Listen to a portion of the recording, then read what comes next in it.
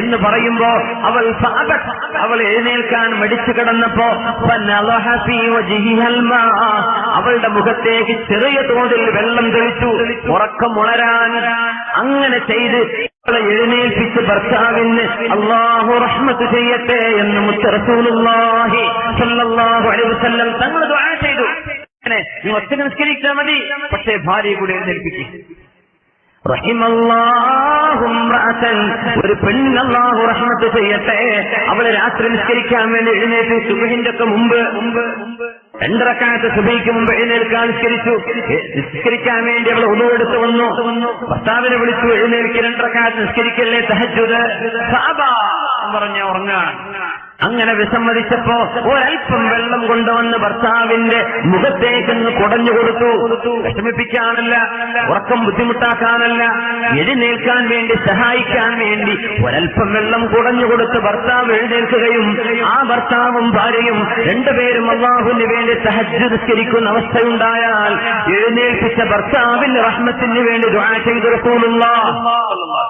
ഭർത്താവിനെ എഴുന്നേൽപ്പിച്ച ഭാര്യയ്ക്ക് വേണ്ടി റഹ്മത്തിന് ദുആ ചെയ്തു റസൂലുള്ളാഹി. ആ വീട്ടിൽ റഹ്മത്തുണ്ടാവും. ആ വീട്ടിൽ അല്ലാഹുവിന്റെ റഹ്മത്തുണ്ട്, കാരുണ്യമുണ്ട്. നമ്മൾ സ്വർഗം കൊടുക്കാൻ വേണ്ടി വന്നവളാ. ഭർത്താവിന് വേണ്ടി സ്വർഗം കൊടുക്കാൻ ഭാര്യയും, ഭാര്യയ്ക്ക് സ്വർഗം വാങ്ങിക്കാൻ ഭർത്താവും, രണ്ടുപേരും അല്ലാഹുവിന്റെ സ്വർഗത്തിലേക്ക്. അല്ലാഹു നമ്മുടെ കുടുംബങ്ങൾ അങ്ങനെ ആക്കി തരുമാറാകട്ടെ. ഭാര്യയ്ക്ക് ദീനിൽ അറിയേണ്ട വിഷയങ്ങൾ, അത്യാവശ്യ വിഷയങ്ങൾ ഭർത്താവ് പറഞ്ഞു കൊടുക്കേണ്ടവനാണ്. ഹൈദിന്റെ മസ്അലകൾ ഭർത്താവും പഠിച്ചു വെക്കണം, ഭാര്യ പഠിച്ചു വെക്കണം. നിഫാസിന്റെ മസ്അലകള്, ഏതൊക്കെ നിസ്കാരമാണ് ഖളാ വീട്ടേണ്ടത്, എങ്ങനെയൊക്കെയാണ് അവർ ശുദ്ധിയാവേണ്ടത്, എല്ലാം ഭാര്യയ്ക്ക് പഠിപ്പിച്ചു കൊടുക്കും വേണം, ഭാര്യ സ്വന്തം പഠിക്കും വേണം. ഇതും ബാധ്യതയാണ് ഭർത്താവിന്, അവരുടെ ദീന് ശരിയാവാൻ. ഭാര്യയ്ക്ക് ഹറാമിന്റെ അവസരങ്ങൾ വരാതിരിക്കാൻ സൂക്ഷിക്കണം. അന്യ ആളുകളുമായി ഇടപെടുന്ന അവസ്ഥകൾ വരരുത്. വിവിധങ്ങൾ പറഞ്ഞുവല്ലോ, നിങ്ങൾ പെണ്ണുങ്ങൾ ഇരിക്കുന്നിടത്തേക്ക് കയറി ചെല്ലല്ലേ.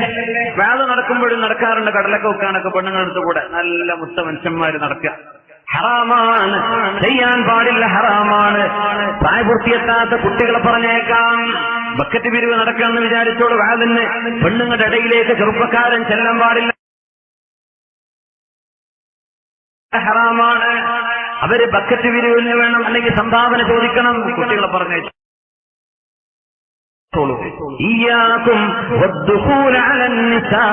പെണ്ണുങ്ങളുള്ള ത്തേക്ക് നിങ്ങൾ കടന്നു ചെല്ലരുതേ.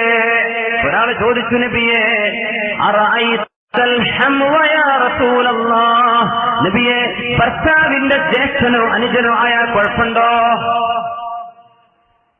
ജ്യേഷ്ഠന്റെ ഭാര്യ വീട്ടിലുണ്ടായിരിക്കെ ആ ഭാര്യ ഉള്ള റൂമിലേക്കോ അവൾ അടുക്കളയിലുണ്ടായിരിക്കുന്ന സമയത്തോ പ്രായപൂർത്തിയായ ഭർത്താവിന്റെ പ്രായപൂർത്തിയായ അനുജനോ ജ്യേഷ്ഠനോ അവരുടെ അരികത്തേക്ക് കൊല്ലുന്നതിന് കുഴപ്പമില്ലല്ലോ നബിയെ?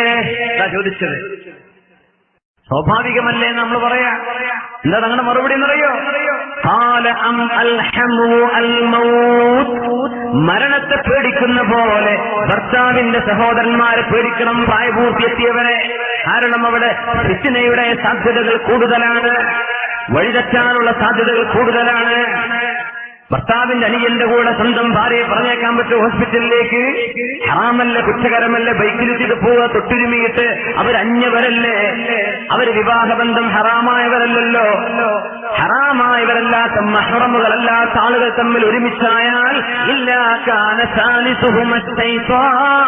മൂന്നാമതായി ഇവരുടെ കൂടെ പിശാചുണ്ടെന്ന് റസൂലുള്ളാഹി സ്വല്ലല്ലാഹു അലൈഹി വസല്ലം. എത്ര പ്രശ്നങ്ങളുണ്ട് അങ്ങനെ വീടിന്റെ ഉള്ളിൽ നടക്കുന്ന പ്രശ്നങ്ങൾ. അടക്കം പിടിച്ച് നാട്ടുകാരറിഞ്ഞതും അറിയാത്തതും, വീട്ടുകാര് പുറത്തുവിട്ടതും അറിയാത്തതും, നാട്ടുകാരൊന്നും അറിഞ്ഞിട്ടില്ലെന്ന് വീട്ടുകാര് വിചാരിച്ചതും വിചാരിക്കാത്തതും എത്ര പ്രശ്നങ്ങൾ. ഭർത്താക്കന്മാർ ദയ്യൂസുകളാവരുത്. ഭർത്താക്കന്മാർ സ്വന്തം ഭാര്യമാരുടെ വിഷയത്തിൽ അവരെ ഹോസ്പിറ്റലിൽ കാണിക്കാൻ കൊണ്ടുപോകുമ്പോ ഭർത്താക്കന്മാര് ശരിക്കും മനസ്സിലാക്കണം, നിങ്ങളുടെ ഭാര്യയെ ചികിത്സിക്കാൻ കൊണ്ടുപോകുമ്പോ, ഒരു ഗൈനക്കോളജിസ്റ്റിനെ കാണിക്കാൻ പോകുമ്പോ ആരെയാ ഡോക്ടറെ സ്വീകരിക്കേണ്ടത്? മുസ്ലിമത്തായ ഒരു പെണ്ണല്ലേ നിങ്ങളുടെ ഭാര്യ? നിങ്ങളുടെ ഭാര്യയെ ചികിത്സിക്കേണ്ടത് നിങ്ങൾ ആദ്യം നോക്കേണ്ടത് മുസ്ലിമത്തായ ഒരു ഫീമെയിൽ ഡോക്ടർ ഉണ്ടോ എന്നാണ്. ഒരു പെണ്ണ് ഡോക്ടർ ഉണ്ടോ എന്നാണ് നോക്കേണ്ടത് ചികിത്സിക്കാൻ. ഫീമെയിൽ ഡോക്ടർ ഉണ്ടോ, പെണ്ണ് ഡോക്ടർ ഉണ്ടോ മുസ്ലിമത്തായവൾ? അങ്ങനത്തെ ഒരു ഡോക്ടർ ഹോസ്പിറ്റലിൽ കിട്ടണില്ല നമുക്ക് ആക്സസിബിൾ ആയിട്ട്. എങ്കിൽ മുസ്ലിമല്ലാത്ത ഒരു പെണ്ണ് ഡോക്ടർ, ലേഡി ഡോക്ടർ ആവണം. അടുത്ത ചോയ്സ് അതാണ്. നിങ്ങളുടെ ഭാര്യയ്ക്ക് പ്രസവമായി തുടങ്ങി ഗൈനക്കോളജിസ്റ്റ് എന്ന് പറഞ്ഞാൽ മനുഷ്യന്റെ ഔറത്ത് കാണുന്നവരാണ്. പുരുഷന്മാരൊക്കെ പെണ്ണുങ്ങളുടെ ഔറത്ത് കണ്ടാൽ എന്താണ് അവസ്ഥ? പുരുഷന്മാർ ഇറങ്ങി നിന്ന് കൊടുക്കാണ്. മെയിൽ ഡോക്ടർക്ക്, പുരുഷനായ മുസ്ലിമോ അമുസ്ലിമോ ആയ ഡോക്ടർക്ക് പെണ്ണിന്റെ ഔറത്ത് പരിശോധിക്കാൻ വേണ്ടി നിന്നു കൊടുക്കാണ് പുരുഷനായ ഭർത്താവ്. ഹറാമല്ലേ നമ്മളാ ചെയ്യുന്നത്?